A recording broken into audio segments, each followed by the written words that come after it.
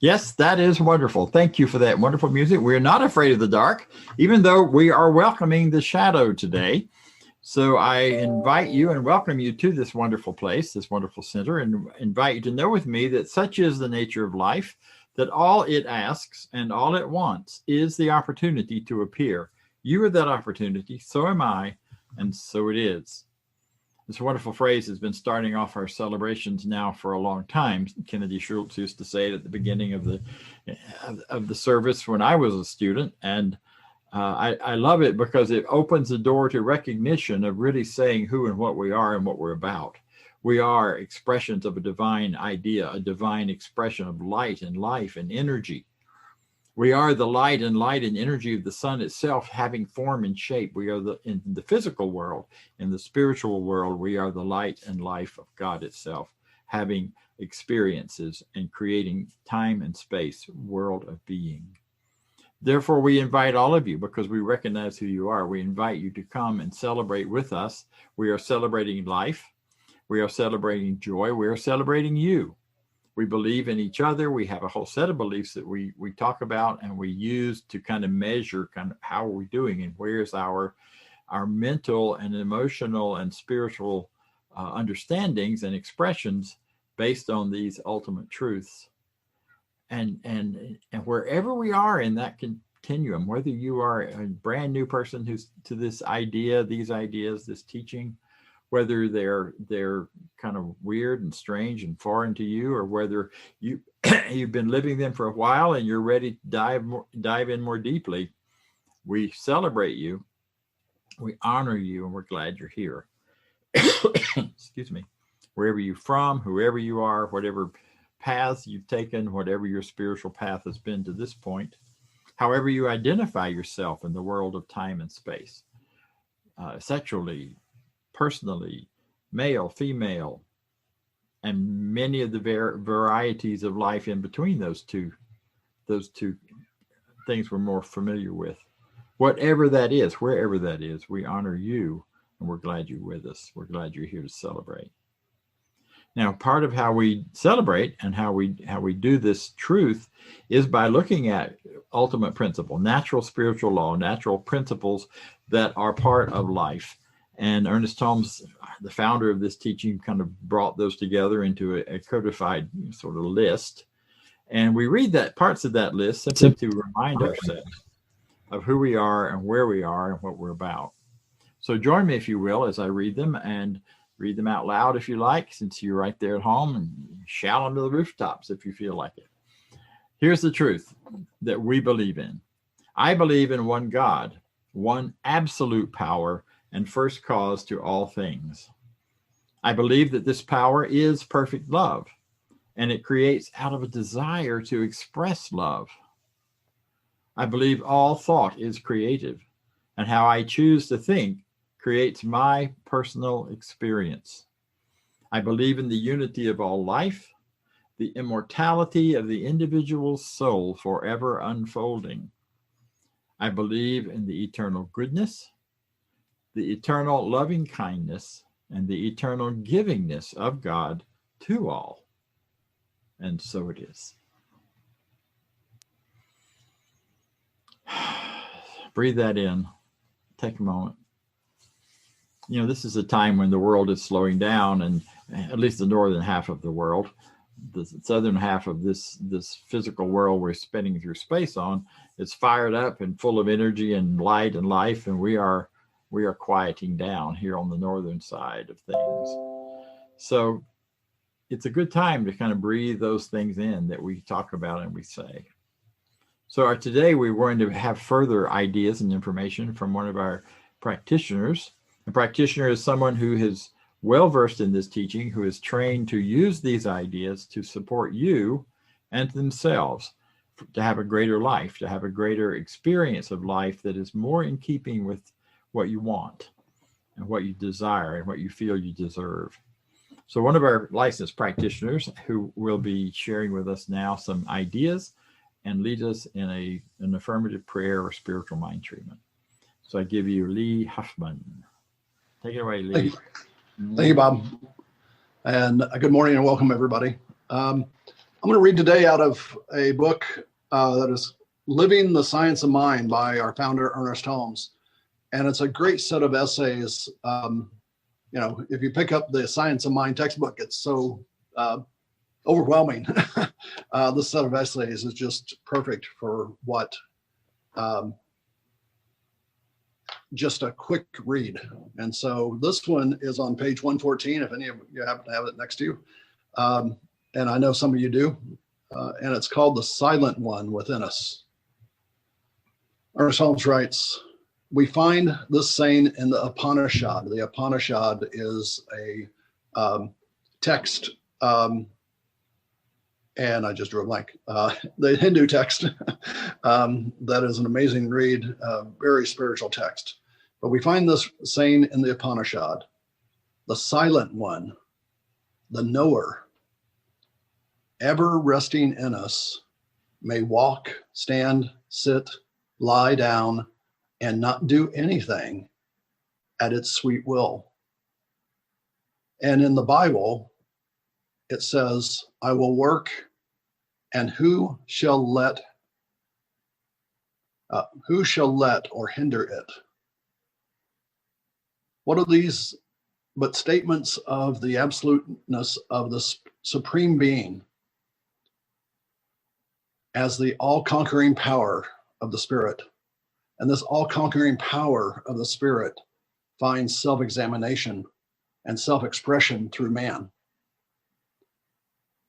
This Supreme Being is at the center of each one of us. To it, the Supreme Being, we may come for guidance. And from it, we may draw both inspiration and the power to live, stand, walk, or sit. Every act is an outcome of consciousness. Every movement is within the divine being. And since the divine being is everywhere, it must also be the center of our own lives. It is not only at the center of our own life, it is the center of our life. Hence, to think of it as the very essence of our own being is clear thinking. Listen to this. To know that its being is our being is right knowing. And to declare that its life is our life is to permit its power to flow through us. Again, that's from the Living the Science of Mind, and it's a beautiful book to read and to meditate on. And I wanted to read that to set a foundation for a treatment about us living our lives and allowing spirit to express itself through us. So let's take a moment for a spiritual mind treatment. Relax a bit. A spiritual mind treatment is a form of affirmative prayer. You've heard Bob speak one already, and it helps us focus our minds and ponder what we desire and deserve so that we can receive it into our lives and so that we can project spirit out into the world around us. So we call these prayers treatments, and I'll share one with you now. So let's get comfortable. Relax in your chair, uncross your arms and legs, and take a deep breath. Hold it in and let it out slowly to relax. Get focused in this moment. Breathe in deep again. Let it out slowly to relax. I'll say the treatment in the first person, so I'll be saying it for myself, but take it, any words of it, into yourself that resonate with you. And if something doesn't resonate with you, let it go. Let it go on by. Ready? Know this with me, if you will. I know there is one mind, one power, one first cause to all things. This power is known by many names: Yahweh, Yeshua, Jesus, Spirit, the universe, Allah, God, Christ.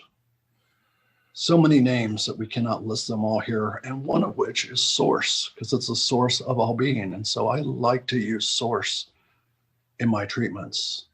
In this treatment, I'll call this power source.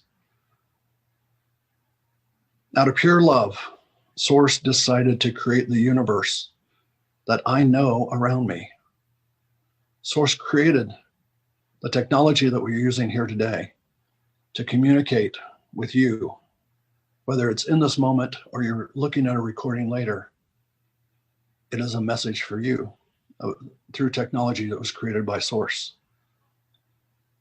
It created all the things and all the beings and all the life around me.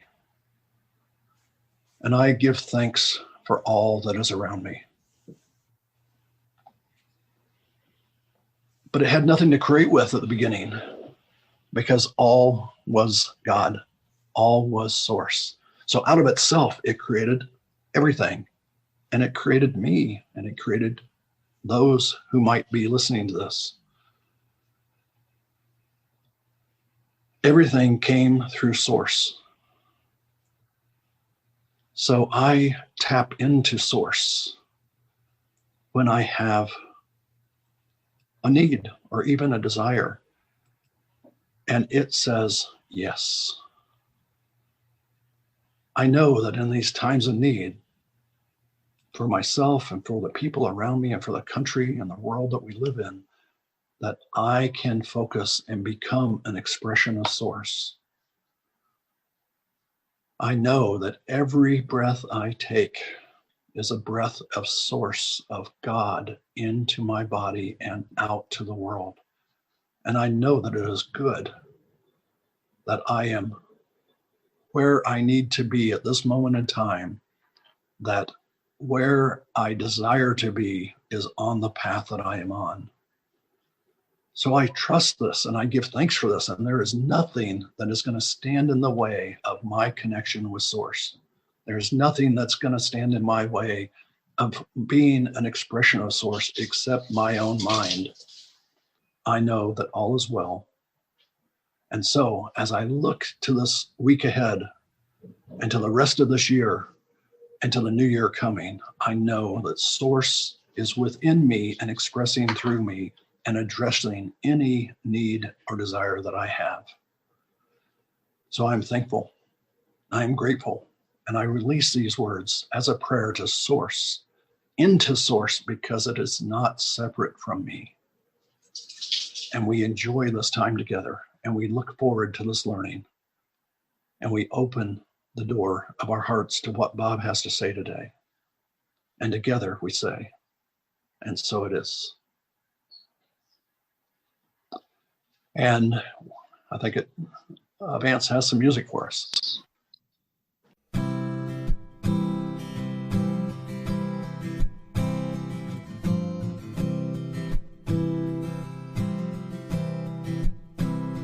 Get ready, my soul.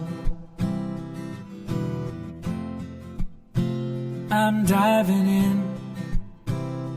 Get ready, my soul. I'm diving in to the deepest kind of love, to the sweetest kind of life. Get ready, my soul.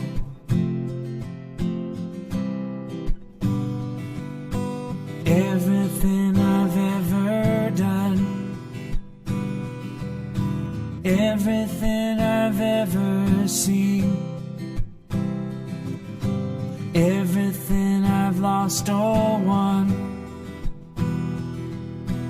everything I've ever dreamed has brought me here to the present moment, here to a new beginning here.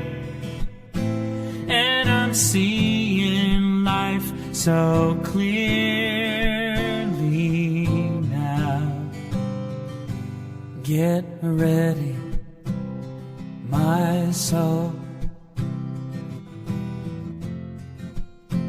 I'm diving in. Get ready, my soul. I'm diving in to the deepest kind of love,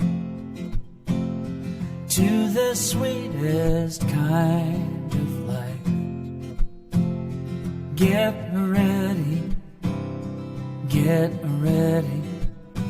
my soul. 'Cause here I go, deeper, deeper, deeper than I've ever been before. Here I go, closer, closer, closer to my sacred source. Here I go, deeper, deeper, deeper than I've ever been before. Here I go, closer, closer, closer to my sacred source. Get ready, my soul. I'm diving in. Get ready, my soul. I'm diving in to the deepest kind of love, to the sweetest kind of life. Get ready, my soul. Get ready, my soul.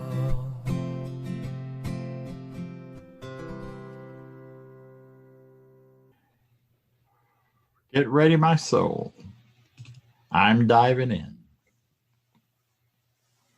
So many of us come to this teaching out of the shadow, out of the darkness, struggling sometimes with our lives, struggling with relationships, struggling with prosperity, struggling with all kinds of hurts and pains. Many people come to this teaching that way.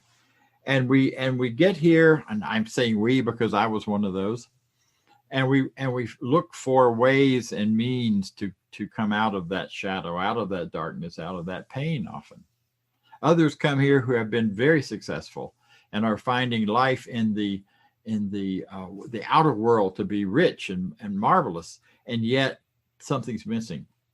A deeper connection, a deeper place, a place to feel like their lives are somehow connected to something more. And for those folks, we also dive into the same place. And we dive into this whole business of setting intentions. We dive into the business of getting a better idea about ourselves and coming to know and recognize that we are expressions of a divine power, just as Lee talked about it.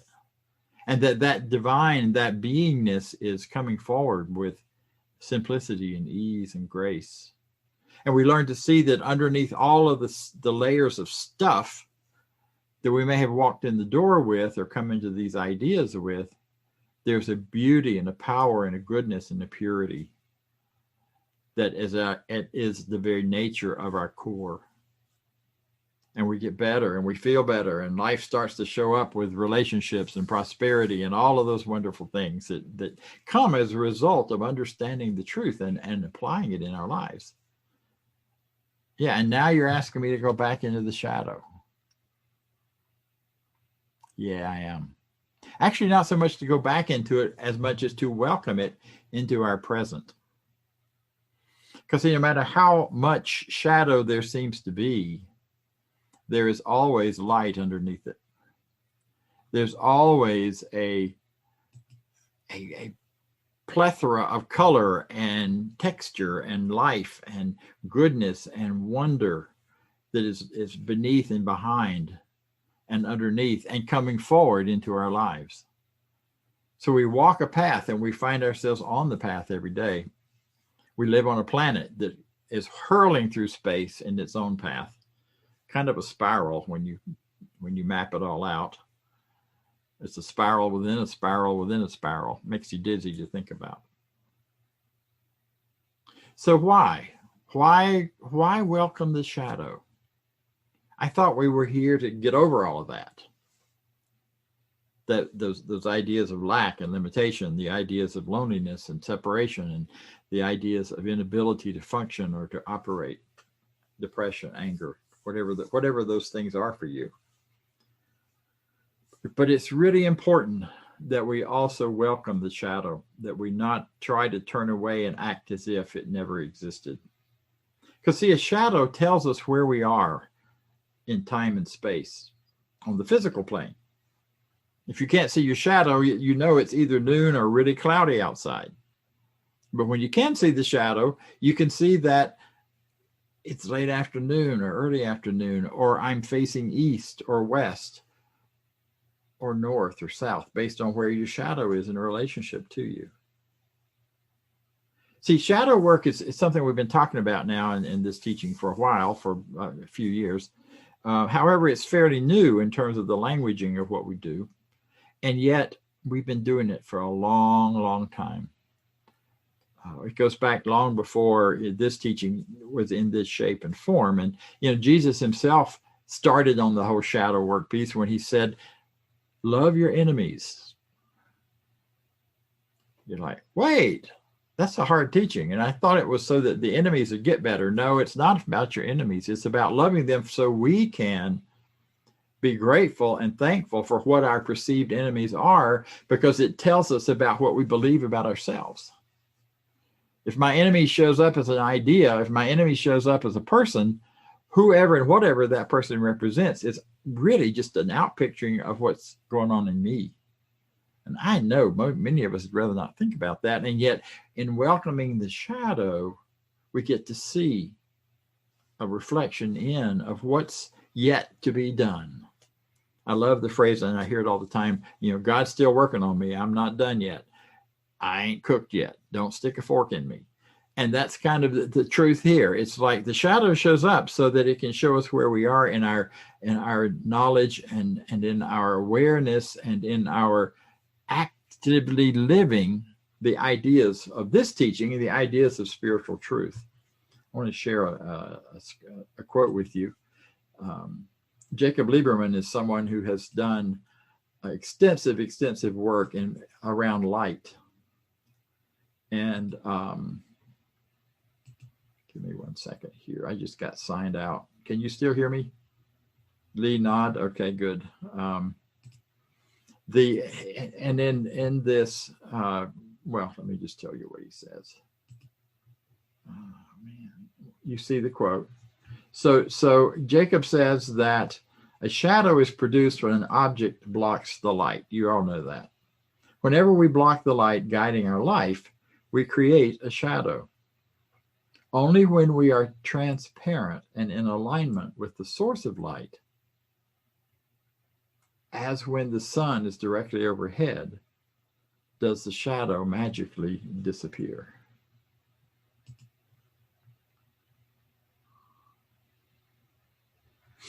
I tried to get permission to use the clip from Peter Pan, because it's always been one of the most disturbing parts of that whole story, when Peter Pan loses his shadow and he's looking for it everywhere.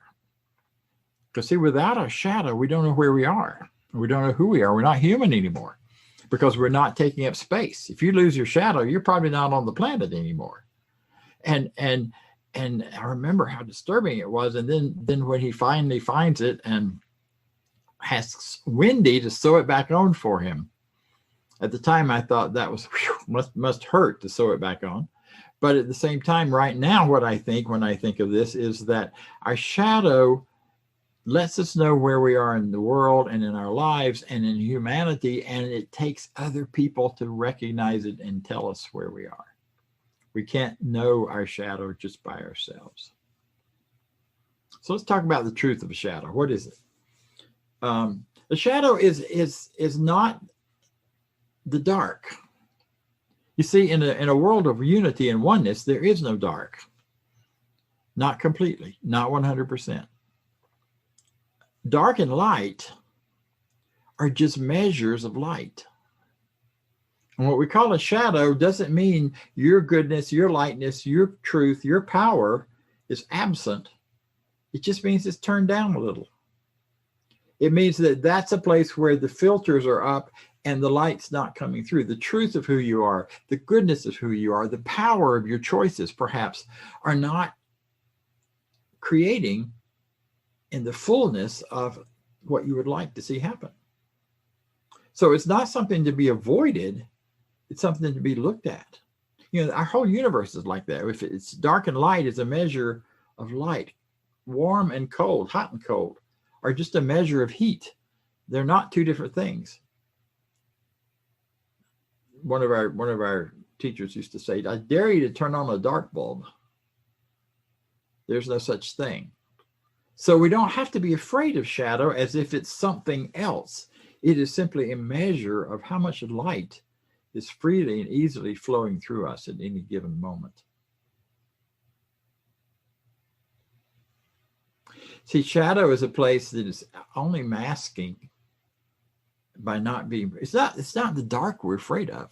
It's not the shadow we're afraid of. We're afraid of what might be in it that we can't see. So it's simply masking, covering, usually a greater truth, a greater knowledge about ourselves and about life. Many of us would say that these last 8 months, however many months it's been, seems like it's longer than that, of living with the virus and doing all of the things we've done and all of the impacts that the world responding to that virus have had, it's a pretty dark shadow. And a lot of people have talked about it in respect of darkness and shadow and can't wait for 2020 to be over. Like in 2021, day one, the virus is going away. Well, we've still got work to do. But if you look into the darkness, into the shadow of this horrible, horrific experience for so many people, there's also light. Families have realized how important they are to one another. And they've moved in together, some of them, to take care of each other so they could see each other on a regular basis, because otherwise they're going to be in different houses and different rooms. And then they have the whole physical distancing to deal with. Others have found that connecting with their chosen families or families of choice through the internet, through Zoom, through all of these methods that are now available that we had just gotten ready for when COVID hit. Interesting how that has worked. COVID didn't show up until we were ready to handle it in this connecting kind of way. So we've rediscovered what it means to be human and how important connecting and being seen and known and loved really, really is, compared to some of the other things we've been running around doing until this thing woke us up. So the shadow, it is a doorway into a greater truth, almost always.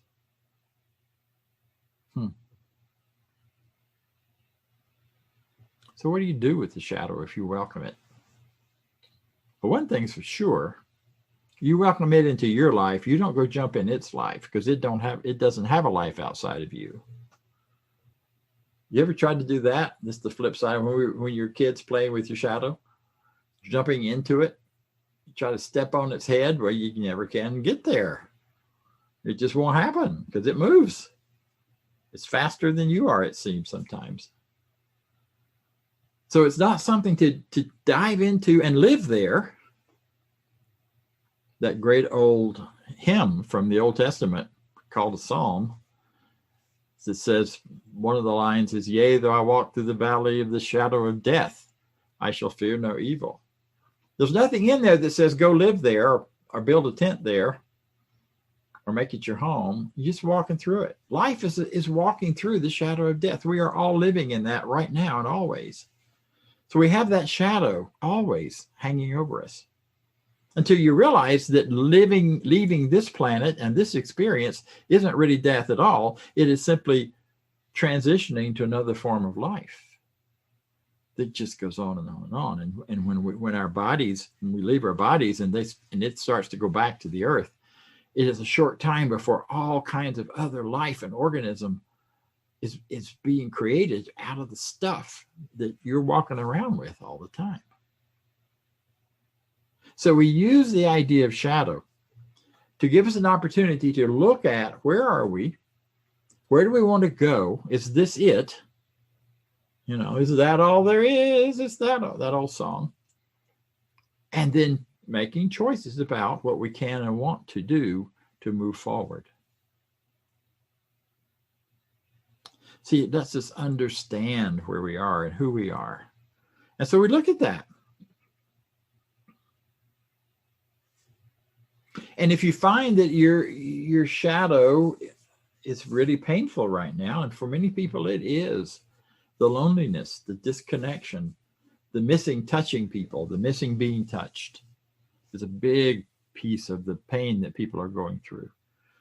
So many people are in the shadow world of the loss of job and loss of income and all of the hurt and harm there, or what feels that way.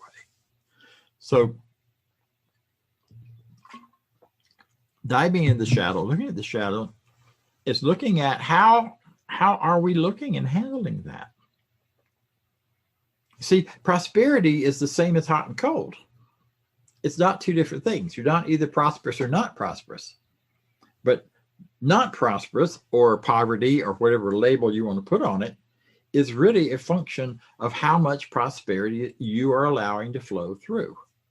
And it's really hard to do when you've just lost a job, or when you've just lost your income and you're wondering, how in the heck am I going to do this?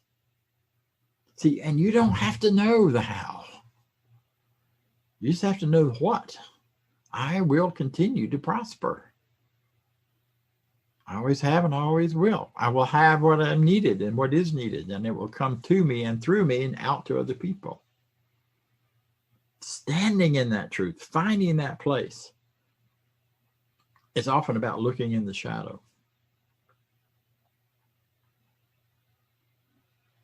There are people who have lost their jobs and gone, you know, I really didn't like that job anyway. Or I was really done. I'm trying to figure out a way to make a shift to another career, and I just couldn't quite do it yet. Didn't know what it was. That was true for my daughter. She got laid off because of COVID. And then began to realize that some of the things she'd been volunteering for in the educational world were really what she loved to do more than what she was getting paid to do. Now she's getting paid to teach. Once you get clear about what you want and what is yours to give, it's amazing how even in COVID and even in the so-called depressed time, how the money, how the prosperity will flow. It may not come through ways that you've thought of, and it may not be in the usual way, and yet it still works. Spiritual law, spiritual truth is as alive today and functional today as it ever was. It hasn't stopped. It doesn't have a virus. It doesn't know anything about a virus. But if you find yourself in this place where these painful things are there and you can't seem to shift your thinking or move it to a different way to be, then talk to somebody. Get a trusted friend. Call a practitioner. Contact a practitioner through our website. Why a practitioner? Because they have a real skill ability that is proven and documented to help you see through the shadow into the truth, the light that's always there. They see it. They know it, and they can see it for you when you can't see it. I was having a conversation with a fellow minister this week, and we were talking about how easily we can do that for other people and how difficult it is for ourselves. We get mired down in our own ideas and our own thoughts and our own feelings and our own messages to ourselves and about what works and what doesn't work. And it becomes very difficult sometimes to do a spiritual mind treatment for ourselves in a way that will allow us to lift out of the shadow, to bring the light into the shadow. And so reaching out to someone else to do it for us. Rent a consciousness is one of the things we describe practitioner. And there are many of us out there. And there are many of us who are part of this organization, other organizations. It's a worldwide phenomenon. I used to know how many we had, something like 6,000 across the country. So there are plenty of people out there to support you in this time. So reach out, say what you need to say.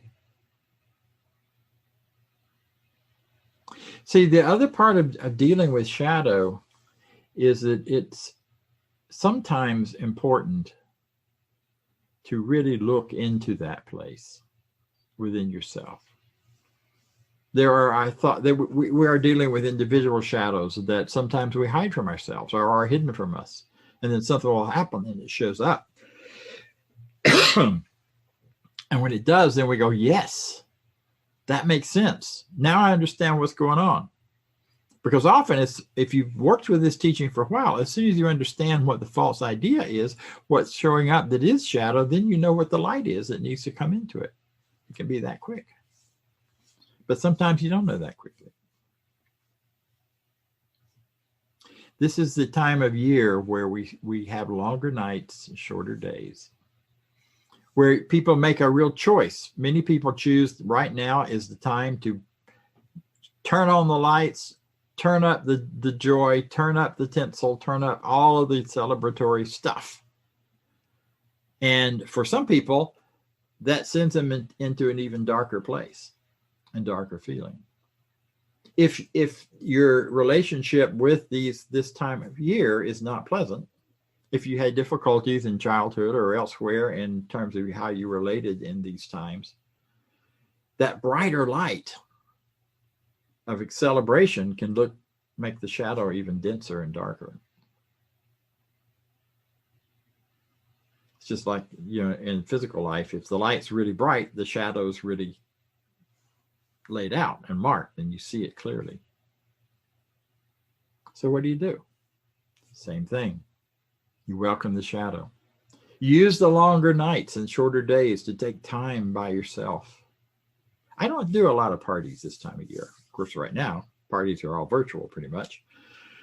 But even in the years before, because I love this time of year to spend more time in meditation, more time in contemplation, more time looking at where have I been this year? What have I done? What are the wonderful things that have happened? And there's so many of them. And what are the places where I didn't quite let the light shine through as clearly as I could have? And instead of beating myself up for that, I just notice it and make decisions about what to do differently next time it comes up. It's a great season for this. It's a great time to look at this, to let the brightness or the need for more quiet show up. Our bodies are screaming for quiet. They're not screaming for parties. Not saying you shouldn't party.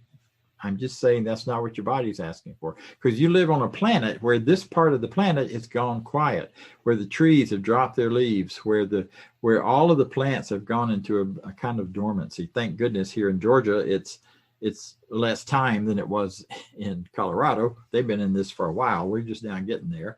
And I like that part. But it's a great time. The whole universe is supporting you in going quiet and looking inside. And it's true now all the way to solstice, which is the end and beginning of the year. The solar year ends and starts on solstice. And we'll be celebrating that here, by the way. So it's a great time, whether it's to dance in ecstasy over what you discover in the shadow, or whether it's to sit and journal about it, or perhaps to weep and cry over the sadness of it. Because none of it is permanent, because the light is always there. The presence of the spirit of life is always there.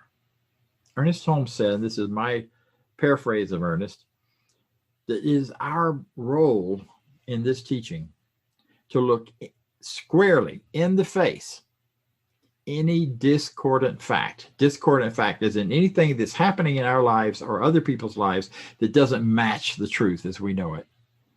To look at it, not to shy away from it, not to turn away from it, but to look at it squarely and know better. And it's almost like sometimes you have to look at it a while to see the know better part. We have some cultural shadow where we've dealt with for centuries that is really coming to the surface and bubbling up in terms of some of our social concerns and our racist concerns and our sexist concerns and all of those things that we're finally paying more attention to. But we didn't just start them. They've been bubbling there for hundreds of years. But we are now at a place in consciousness. We have evolved to a place in consciousness where we can see past those and bring healing and transformation. But we have to do that each within our own part in the larger culture, in our own way. So I invite you to take this time now until solstice and following, for that matter, to go quiet, to glance at the shadow, to welcome the shadow to show itself to you, to know that you can't lose it, you never have, and then to allow the light that Spirit is, the light that God is, the truth that life is, to shine more fully through you as you practice the truth and live the truth, so that the shadow is no longer there. Not many people get to that point, but sometimes you have moments and flickers where you're so clear about who you are. That's the biggest shadow we all carry, is not knowing who we are. But you get so clear about who you are, what your power is, your ability to love, because love is the direction we're going with all of this. And when that happens, it's bliss. It's wonderful. And so are you. And so it is. And so am I. Thank you. So let's take a moment and let's go quiet. Let's move within as we allow ourselves a few moments to just listen. Listen to the truth. Listen to the shadow. Listen to whatever is whispering to you from in your own heart.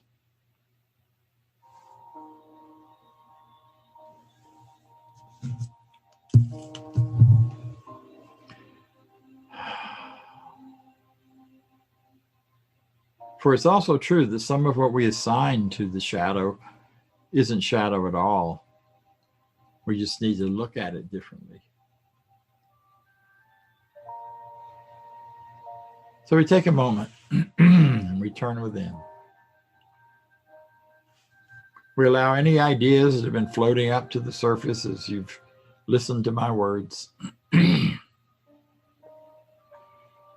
just float by. Don't attach to any of them. Just notice.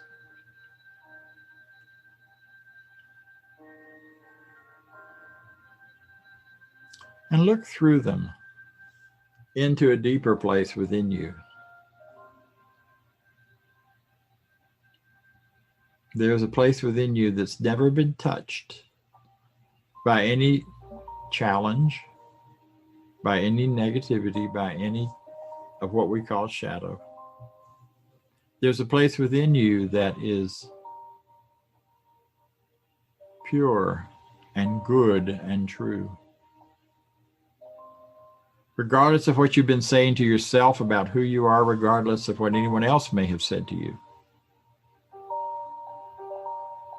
It is that place, that part of you that where God sees you the way God sees you, which is absolutely perfect opportunity to express and to love and to be loved. That's all. It doesn't even see anything lack or limiting. It sees the part of light that's always shining through wherever you are, wherever you've been. So imagine that that's somewhere in your body, in your heart, perhaps. That point of light, that place, that spatial consciousness.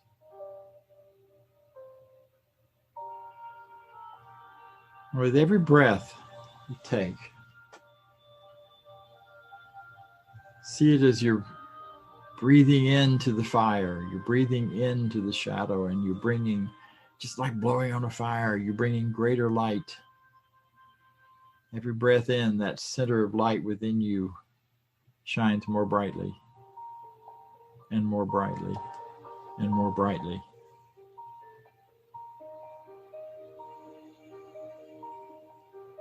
And as it does, it fills your whole body with that sensation, that tingling awareness that no matter where you've been and what you've done, in truth, you are an expression of the divine, of the God that is within you, the spirit that you live within. All of that is present in you as you right now, and your body has the ability to feel it. So step aside and let your body show you how it feels. You may want to move. You may want to feel the movement of life within you. You may want simply to go into a deep, quiet calm. But you are the light. You are the light that dispels the shadow in your own life. And so am I. And so it is.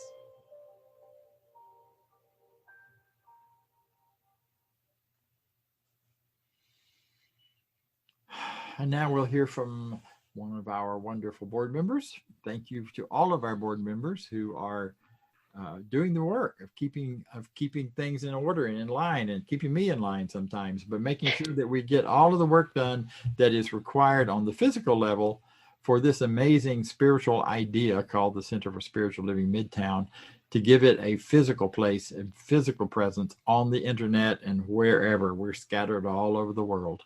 It's a rich and beautiful thing, and it's wonderful to watch. And thank you, board, for all that you do to continue and prosper this. So we'll hear now from Cynthia McCarthy, Reverend Cynthia McCarthy. Hello. Thank you, Dr. Bob. That was very insightful, and I just want you to keep talking, honestly. It's a very good talk. Thank you. Great subject. I will keep talking. Next Wednesday, this coming Wednesday, from 10 to 11:30 or 7 to 8:30, we're going to continue this theme as a workshop. So great. Thank you, Cynthia, for giving me that. What's your segue? Okay. All right.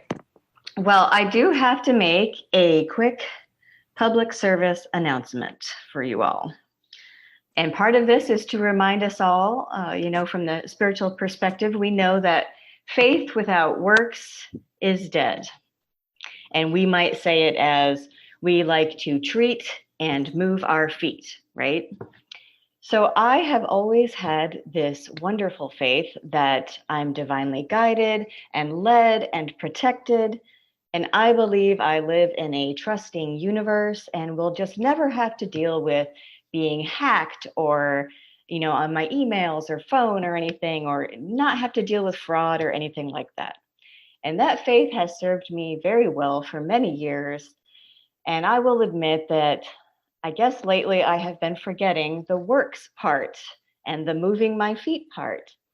And I forgot what was mine to do, which was changing my passwords frequently and making sure that none of my passwords are the same. Because you see, over the past couple weeks in my world, my Instagram, my Facebook, my email, my Spotify music streaming stuff, my Amazon account, Apple ID, cell phone, and many other websites, that even ones that I haven't been to in years, were hacked. And it has been a bit of a nightmare, and I'm still sorting it out. So FYI, I do want to say this as well. Any contacts that I put in my phone for the last year or so, for some reason, have vanished. And that includes most, if not all, of my CSL friends. So if we have texted or called via phone, please feel free to reach out. And if I'm in your phone, you're probably not in mine. So send me a "this is so-and-so" text, please. That would be great. So I am very grateful that somehow, by the grace of God, no banking information or credit card information was stolen and compromised. So that protection was there. Very grateful for that. But this is my recommendation, and I am very serious about this. Please take a moment and change your passwords. Don't let them be the same. Take that step to protect yourself.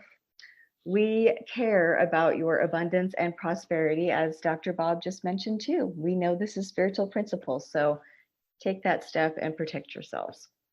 So speaking of abundance and prosperity, we are an abundant, prosperous Center for Spiritual Living, and we thank you. It's because of you. It's because of your gifts, your tithes, your offerings, all the ways that you support us and serve us. And let's see, I'll put in the chat our little ways to give. And, you can do it via the website. You can do it via Realm, which was not hacked, very safe. I use Realm on our website. You can make reoccurring payments. You can use PayPal. You can mail us a snail mail check if you'd like. So let's affirm this truth and take a moment to bask in this and our affirmation of prosperity together. I live in a universe of abundance. As I freely and joyfully give, I join in the divine flow. And all that I share with life returns to me multiplied abundantly. And so it is. All right, we have some announcements. We have all kinds of things going on. Let's see. Okay, so our theme for the month, Celebrating Divine Truth. Next Sunday, Dr. Rob will be here with the topic, Preparing the Way. So today, if you have time and you're on the Zoom, please feel free to stay after a little bit. We're going to celebrate our December birthdays. It's the first Sunday of the month. We're going to have some discussion. I think Bob has some fun stuff and conversation planned for us. Dr. Bob mentioned his workshop that is this Wednesday. So he's kind of continuing this in the shadow talk. And let's see, let me touch on, so we're going to use meditation, self-reflection, and really explore what we might have been avoiding from ourselves in this shadow. We're going to talk about maybe what we've been tolerating, shine the light into the shadow, and really develop a plan for the holiday season and this coming solstice, and talk about the natural rhythms of life at this time.